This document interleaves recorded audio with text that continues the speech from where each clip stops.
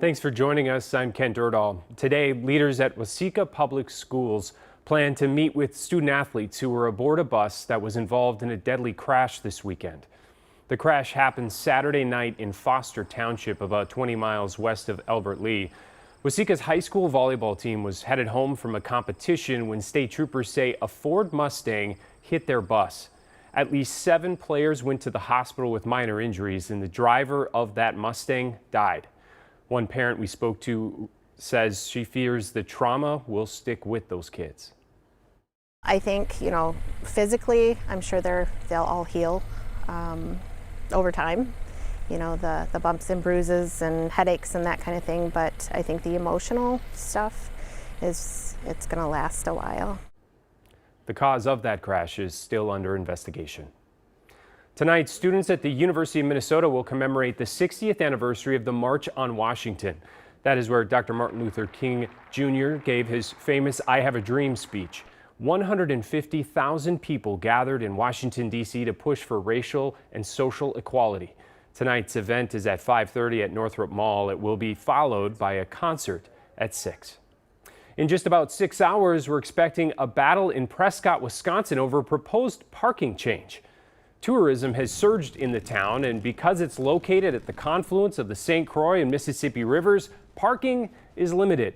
City leaders have proposed charging $1.50 for people to park downtown, saying it's a solution to best utilize their space since there isn't more room for a parking ramp or public lot.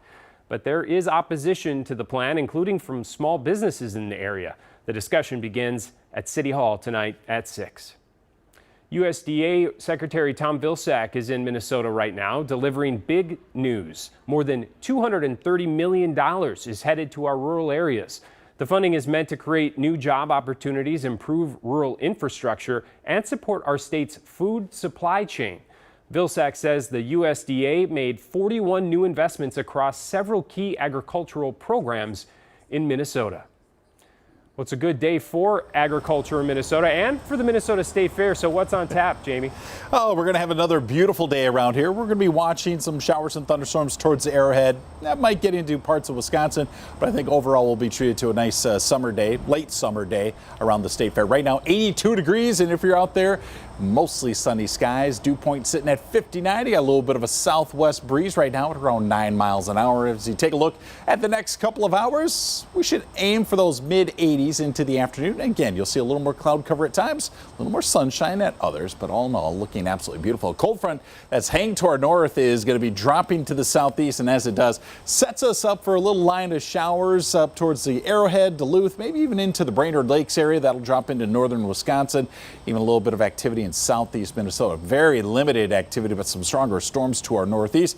And we'll just be watching to see if we have any further development around western Wisconsin. It's a very low chance right now, the way things look in the forecast models around the metro, but something we'll certainly be watching for. A lot of low to mid 80s across the region, and checking out that 7-day forecast, it cools down behind that front just a little bit and enough to make for some beautiful weather Tuesday, Wednesday, even into Thursday.